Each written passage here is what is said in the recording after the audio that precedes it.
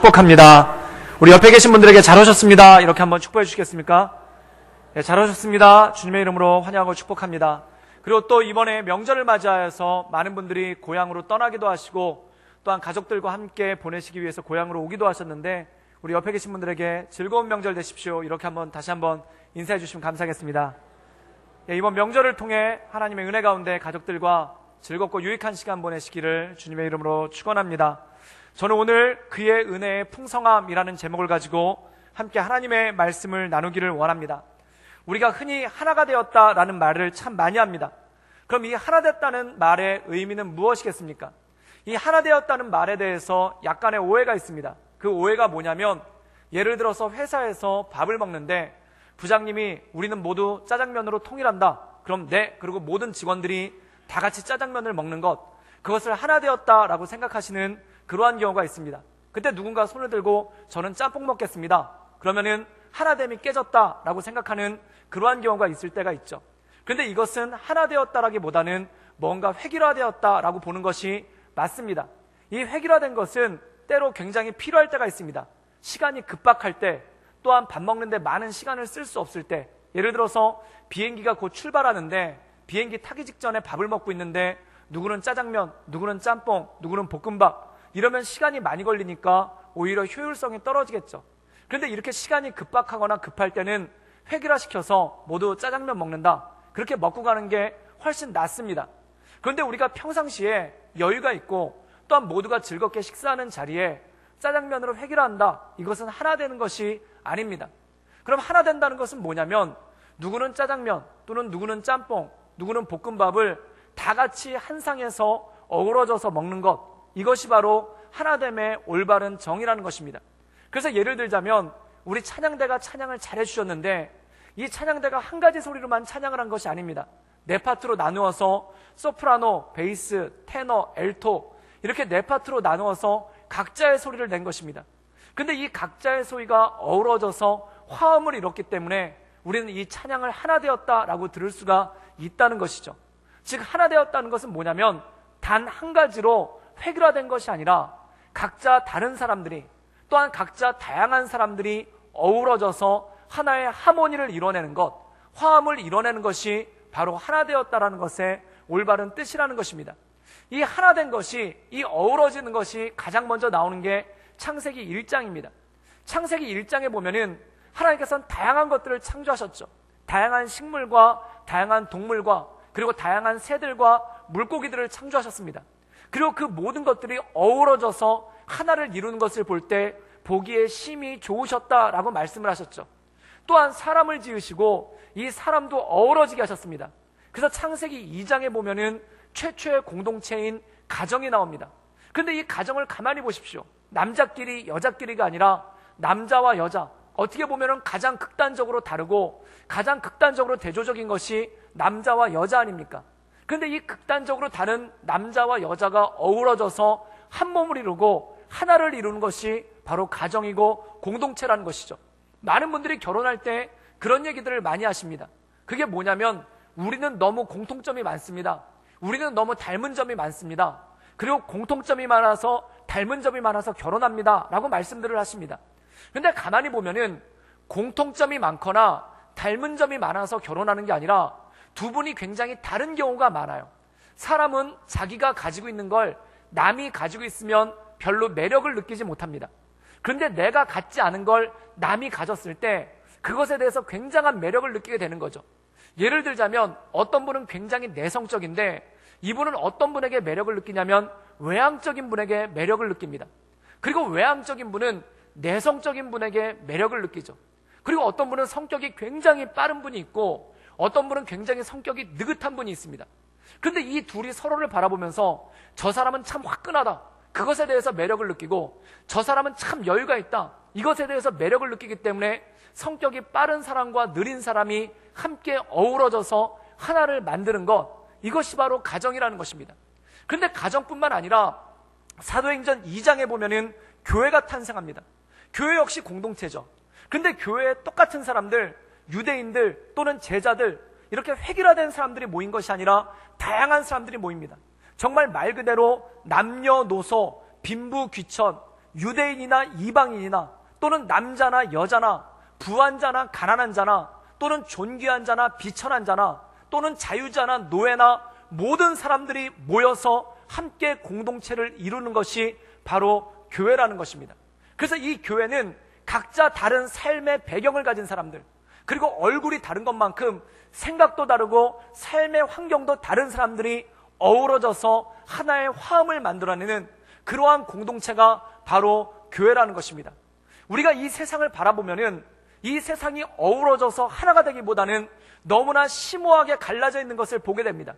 그래서 멀게는 민족과 민족이 갈라져 있는 때를 볼 때가 있고, 또한 어쩔 때는 지역 간에 갈라져 있을 때가 있음을 보게 되고, 요즘에는 이제 지역 간을 넘어서서 세대 간의 갈등이 일어날 때가 있습니다. 나이가 많으신 분들과 나이가 어리신 분들 간의 갈등이 있고, 이게 좀 더 나가서 이제는 남자와 여자 간의 갈등이 있는 그러한 모습이 있는 것을 보게 됩니다. 이 추석을 앞두고 가장 많이 나오는 기사 중에 하나가 뭐냐면은 남녀의 차이를 들어가면서 끊임없이 갈등에 대해서 기사화하는 그러한 모습이 있는 것을 보게 됩니다. 그래서 이 세상을 보면은 어우러짐보다는 갈등, 그리고 하나됨보다는 갈라짐이 더 많은 그러한 모습이 있는 것을 보게 된다는 것이죠.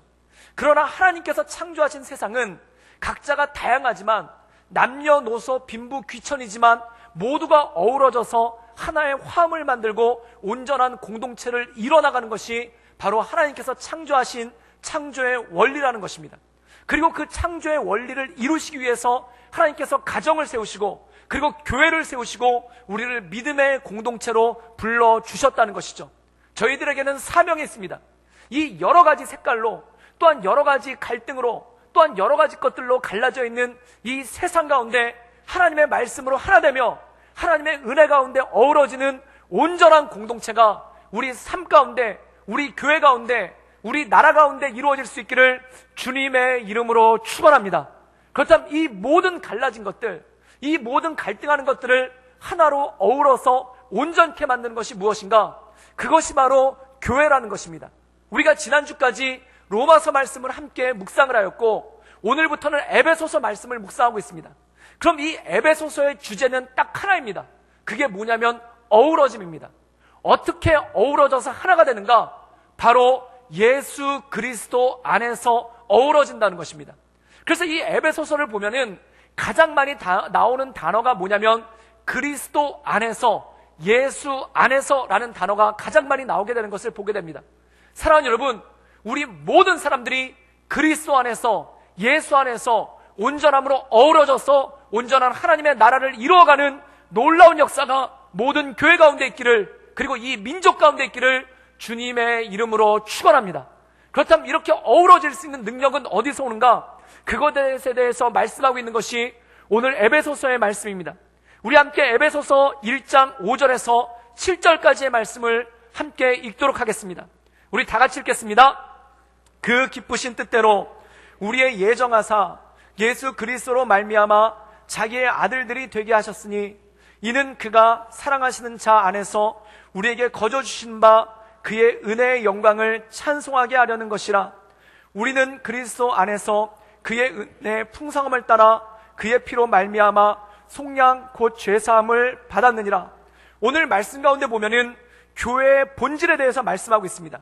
그렇다면 교회는 어떻게 세워지게 되었는가? 7절에 보면은 그의 피로 말미암아 죄사함을 받았다는 것입니다. 저는 여기 계신 모든 분들이 그리스도의 피로 말미암아 죄사함 받은 줄 믿습니다. 그리고 그리스도를 내 구주로 영접해 하나님의 자녀가 되는 권세를 받으신 줄 믿습니다.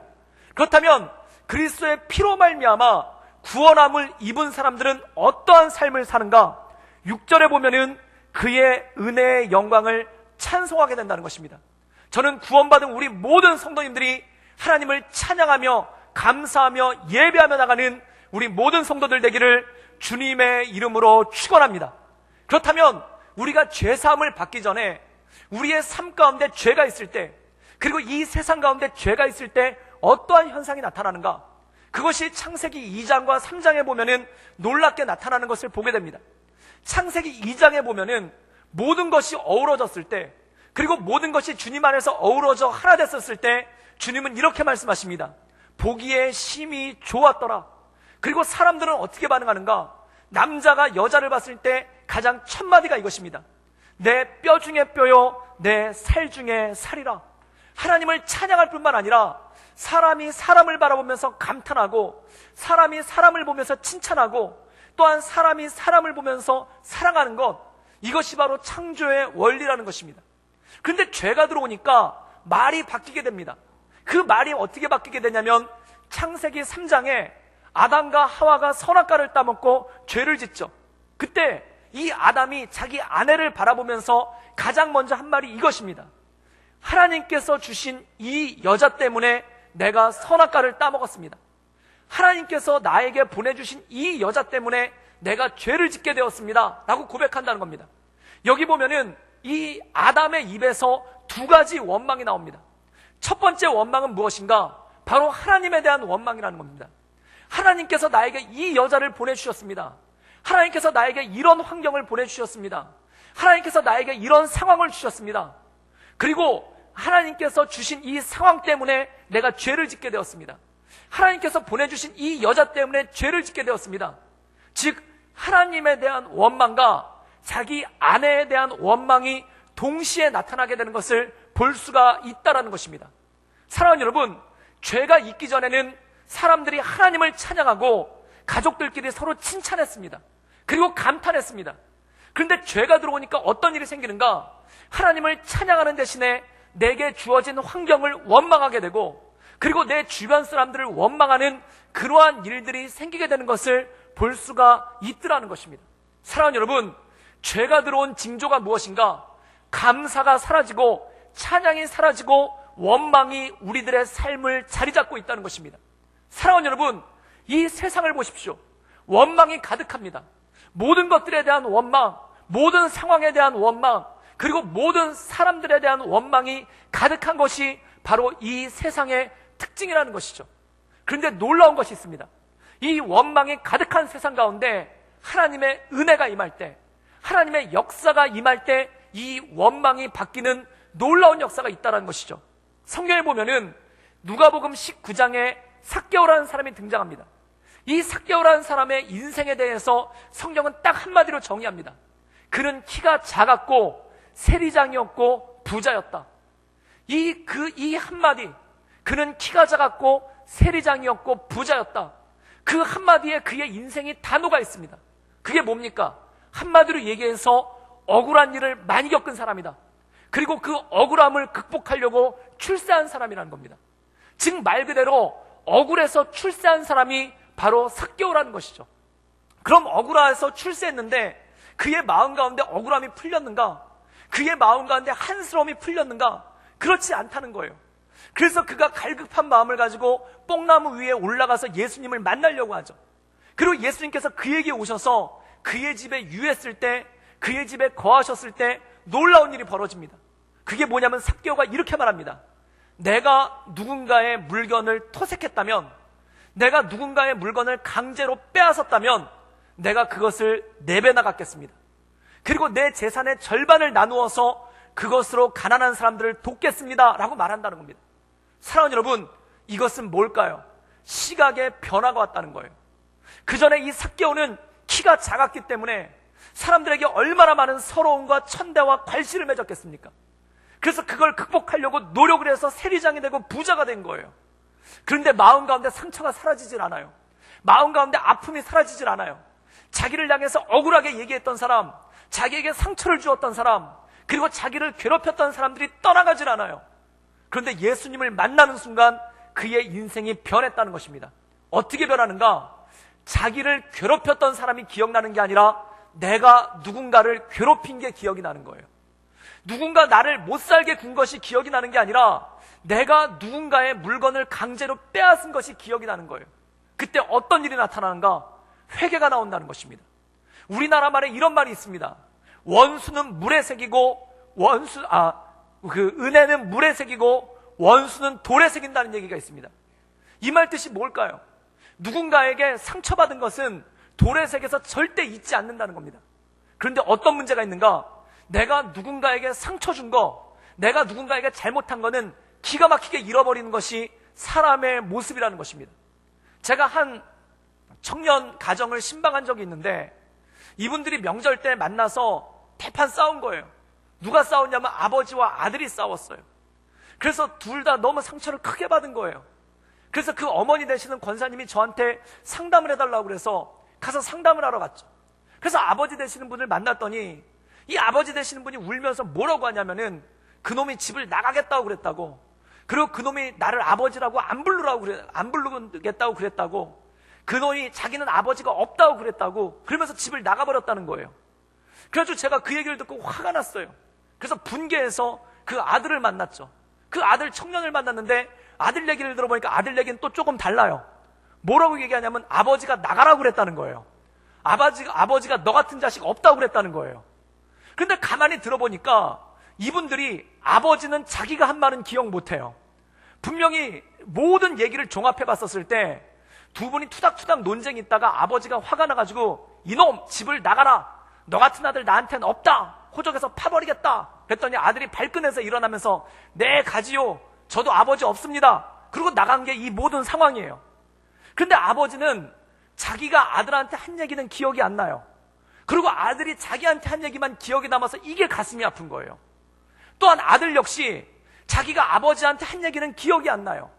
아버지가 자기한테 나가라고 했던 얘기 그것만 기억이 나가지고 마음이 아파서 억울하고 힘들다는 거예요. 사랑하는 여러분, 세상에 왜 원망이 많은가? 이렇다는 것입니다.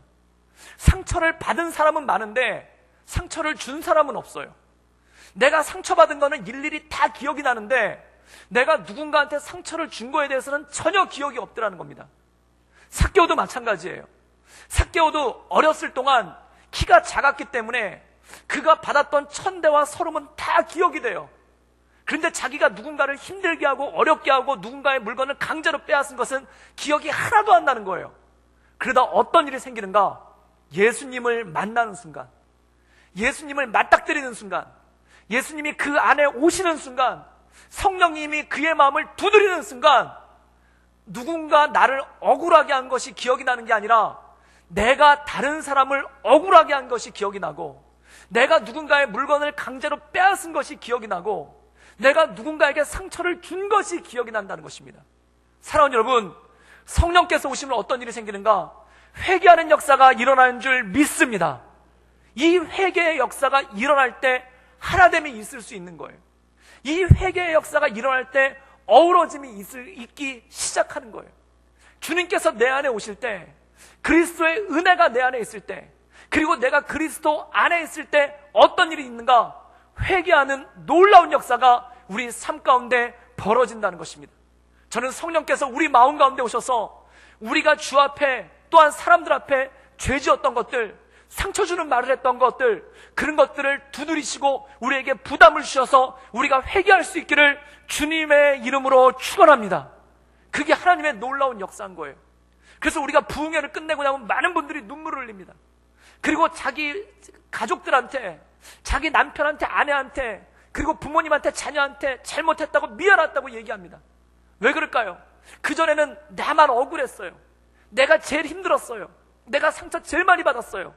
그런데 이게 부서지기 시작하고 이게 허물어지기 시작하면서 잘못했던 게 너무 미안하고 또한 잘못했던 게 너무 죄송해가지고 그 안에 회개하는 역사가 나타나고 그것을 통해 서로 용서하고 어우러진다는 것입니다. 저는 우리 가정들 가운데 그러한 장벽이 있는 가정들이 있다면 온전한 회개의 역사가 하나님의 말씀 가운데 예수 그리스도 안에서 일어날 수 있기를 주님의 이름으로 축원합니다. 그것이 바로 하나님의 역사라는 것이죠. 그리고 두 번째 역사가 있습니다. 그건 뭐냐면 감사하게 된다는 겁니다. 하나님을 찬양하게 된다는 것입니다. 제가 전임 전도사가 되던 해에 대전에 교회를 개척하라는 명령을 교회로부터 받았습니다. 그래서 발령받자마자 전임 전도사가 되자마자 대전으로 내려간 거예요. 근데 대전에 아무것도 없어요.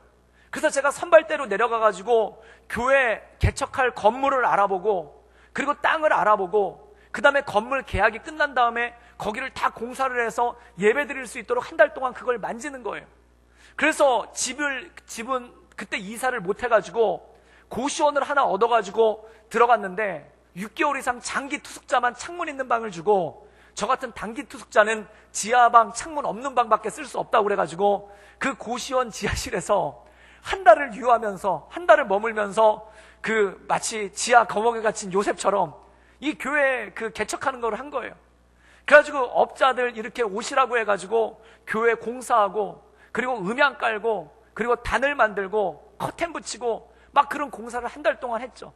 그리고 이제 창립 예배를 드리는데 저희 목사님도 계시고 부목사님도 있었는데 전임전도사는 저밖에 없으니까 제가 허드렛 일을 다 했어요. 그리고 교육전도사님들은 일주일에 딱 한 번만 오니까 그분들한테는 별로 하실 수 있는 일이 없어요. 그러니까 제가 거기 뒤에 남아서 뒷정리를 다 하고 뒤치다거리를 하는데 이 교회를 짓고 그걸 만드는데 뒤치다거리가 끝이 없더라고요. 치워놓으면 와서 또 공사하고 치워놓으면 또 와서 공사하고 또한 이 공사가 제대로 맞춰서 끝나는 게 아니라 엉키도 하니까 다시 공사를 시키고 그래가지고 교회 창립일은 다가오는데 공사가 안 끝나는 거예요. 그래가지고 나중에 어땠냐면은 교회 창립일 날 아침에 9시에 예배를 드리는데 새벽 6시까지 공사를 했어요. 그래서 그 새벽 6시까지 공사하는데 다 붙어가지고 그거 하다가 마이크 나오는 거 보고 그리고 집에 들어가서 씻고 나와가지고 또 한 거예요. 근데 그걸로 끝난 게 아니라 교회가 자리 잡을 때까지 매주 공사한 거예요. 그러니까 이게 정신이 없죠. 그러니까 집에도 못 가고 맨날 교회에 붙어가지고 그거 공사하는 거 보고 있고 치우고 공사하는 거 보고 있고 치우는 거예요. 그리고 교회가 처음에 개척을 했으니까 교회 일꾼이 얼마나 있겠습니까? 근데 예배 드리러 많이들 오시는 거예요. 일꾼은 없는데 교회가 부흥하니까 그거만큼 난감한 일이 없더라고요. 화장실에 휴지는 넘쳐나는데 치울 사람이 없는 거예요. 또 열심히 치웠죠. 또한 예배 한 번만 드리고 나면 교회가 난장판이 되는 거예요. 그럼 또 열심히 치웠죠. 또 새벽 예배 드리려면 가가지고 문 열어놓고 음악 틀어놔야 되는 거예요. 열심히 했죠. 새벽 예배 끝나면 또 잠그고 또 저녁 되면 문 단속 다 하고 또 들어갔다가 새벽에 또 나왔다가 그거를 다 하니까 너무너무 힘든 거예요. 근데 결정적으로 아주 힘들었던 게 뭐냐면은 의자 숫자보다 성도가 더 많이 오니까 이 의자를 갖다가 위에 교육부실에 있는 의자를 갖다 다 내려가지고 예배를 드려야 돼요. 그리고 예배가 끝난 다음에는 그 교육부실로 의자를 다시 옮겨야 되는데 그거를 제가 혼자 거의 다 도맡아서 했거든요. 그러니까 이게 목회를 하는 게 아니라 무슨 노동을 하고 있더라고요. 근데 이게 너무너무 힘든 거예요. 그리고 더 힘든 게 뭐냐면은 나만 혼자 한다고 생각하니까 마음이 더 힘들고 더 어려운 거예요. 그래서 교회는 부흥하고 성도들은 많아지고 모두 행복하게 예배를 드리는데 딱 한 명 행복하지 않은 사람이 있는 거예요. 그게 누구냐면 저예요. 마치 저의 고열을 짜서 저의 기름을 짜서 저들이 행복을 누리고 있다라고 생각을 하니까 마음이 영 불편하고 안 좋은 겁니다. 그래가지고 그렇게 전임전도사 생활을 보내고 있는데 한 번은 교회에서 부흥회를 한 거예요. 그런데 저희 자체 부흥회가 아니라 서울에 본교회가 있으니까 거기서 부흥회라고 그 영상을 전송받아가지고 저희도 같이 했는데 그러다 보니까 뭐 안테나도 달아야죠. 부흥회 준비하라고 의자도 어디서 빌려와서 더 깔아야 되죠. 그러니까 준비할 게 참 많은 거예요. 그래서 그때도 굉장히 짜증스럽고 안 좋은 마음으로 이렇게 부흥회에 앉아있는데 부흥회 때 말씀을 전하기 전에 간증이 먼저 한번 나오는 겁니다. 근데 그 간증을 하신 분이 누구냐면은 지금은 돌아가셨는데 고 김사무엘 목사님이시라고 선교사님이세요. 그리고 이분이 미국에서 그 사업을 하시다가 50이 넘어서 부르심을 받고 일본에 선교사로 가서 일본에서 교회를 개척하시고 그리고 나중에 중국에 들어가서 중국에서 교회를 개척하시다가 그러다가 서울에 있는 본교회에 합류하셔서 거기서 선교센터를 짓고 많은 선교사들을 훈련시키는 일을 하다가 미국과 이라크 전쟁이 벌어졌을 때 그때 바그다드로 들어가는 길이 열린다고 하니까 거기를 따라 들어가신 거예요. 그래가지고 거기 바그다드에서 교회를 짓고 교회를 재건하는 후세인 정권 때 무너졌던 교회를 재건하는 그 일을 하려고 거기 들어가서 선교 사역을 하신 거예요. 그래서 거기서 바그다드에서 교회를 개척을 하시다가 허리가 너무 아파가지고 등이 너무 아파가지고 거기 검사를 받아봤더니 큰 병원 가보라고 해서 미국으로 돌아오셨어요. 그래가지고 봤더니 척추에 암이 생겨가지고 이 척추암이 생겨가지고 그게 굉장히 많이 진행이 돼서 힘든 거예요. 그래서 수술을 받으셨죠. 근데 수술을 받으시다가 결국 몇 차례 수술을 받으셨는데 회복을 못 하시고 돌아가셨습니다. 근데 이분이 돌아가시기 전에 마지막 수술을 받으셨는데 그 수술을 받고 나서 회복실에서 깨어날 때 그때 이분이 너무 환상을 보았다는 거예요. 보통 회복실에서 깨어날 때 마취가 풀리고 회복실에서 깨어날 때 그 사람 마음 가운데 있는 속마음이 나온다고 하지 않습니까? 그러니까 어떤 사람은 욕을 하면서 나오는 사람도 있고 어떤 사람은 잃어버린 첫사랑 이름을 부르면서 나오는 사람도 있고 그래서 마취실에서 깨어날 때 가족들을 안 붙이기도 하는 병원도 꽤 많다고 합니다. 무슨 소리가 나올지 몰라서. 근데 이분이 마취실에서 깨면서 제일 먼저 외친 얘기가 뭐냐면, 여기 바그다드입니까? 그러면서 깨어났다는 거예요. 그러면서 이분이 태어나시고 난 다음에 그 병원에 있으시면서 서울에 있던 목사님이랑 전화 통화를 하는데 그 통화를 녹음을 해가지고 그게 간증처럼 나온 거예요. 그런데 그분이 무슨 말씀을 하시냐면은, 여기가 바그다드입니까? 그리고 수술실에서 깨는데 환상이 보였더라는 거예요. 그 환상이 뭐냐면, 바그다드에 있는 자기가 개척했던 그 교회에서, 그 전쟁터에 있는 교회니까 얼마나 허름하고 안 좋겠습니까? 그 교회를 청소를 하고 거기다가 의자를 깔고, 사모님이랑 둘이 의자를 깔고 예배를 드리려고 준비를 하는데, 성도들이 오기 전에 잠깐 시간이 남아서 그 예배당 뒤에 앉아서 의자에 앉아있는데 그렇게 행복하시더라는 거예요. 그 너무너무 행복해서 마음 가운데 나오는 기도가, 하나님, 도대체 내가 뭔데 이렇게 은혜를 주셔서 주님의 교회를 섬기게 하시고, 하나님, 내가 뭔데 하나님께서 이렇게 나에게 은혜를 주셔서 주님의 몸된 교회를 이렇게 섬기게 하십니까? 그래서 그 의자를 다 깔아놓고 뒤에 앉아서 예배를 기다리고 성도를 기다리고 있는데, 그게 너무너무 행복해서 잊을 수가 없는 순간이었고, 그 너무 행복한 마음 가운데 그 환상에서 깨었다는 거예요. 그러면서 하시는 말씀이 뭐냐면, 내가 이 말씀을 알겠습니다. 내가 궁전의 고함보다 주의 장막에서 문지기로 있는 것이 좋사오니, 정말 그게 더 행복하고, 궁전에 누워있는 것보다 주의 장막에 문지기로서 하나님을 예배하고 하나님을 위해서 나갈 수 있는 게 내게 더 큰 행복이라는 거예요. 그 얘기를 듣고 모두가 은혜를 받았는데, 그때 최고로 은혜 받았던 사람이 누구인가? 바로 의자 때문에 상처받았던 저였습니다. 그때 저도 열심히 의자 깔았거든요. 그리고 입이 이만큼 나왔어요. 왜 나만 깔아야 되는 거야? 왜 나만 맨날 이런 거 해야 되는 거야? 그리고 예배 끝나고 왜 나만 의자 치워야 되는 거야? 그래서 입이 이만큼 남았다는데, 그분은 그게 너무 좋았다는 거예요. 그때 마음 가운데 그 짜증나고 힘들고 원망하는 마음들이 하나씩 무너지면서 회개가 되는 거예요. 그러면서 저도 같이 그분처럼 눈물 흘리면서 엉엉 울면서 하나님께 고백한 거예요. 주님 감사합니다. 주님 감사합니다. 내가 뭔데 주님께서 불러주셔서 주님의 일꾼 삼아주시고, 내가 뭔데 주님께서 불러주셔서 주님의 교회를 개척하게 해주시고, 내가 뭔데 주님께서 불러주셔서 이 귀한 부흥회를 준비할 수 있도록 해주십니까? 내가 궁전에 거하는 것보다 주의 장막에 문지기로 있는 게 더 좋습니다. 그러면서 그렇게 울면서 고백을 하게 되는 거예요.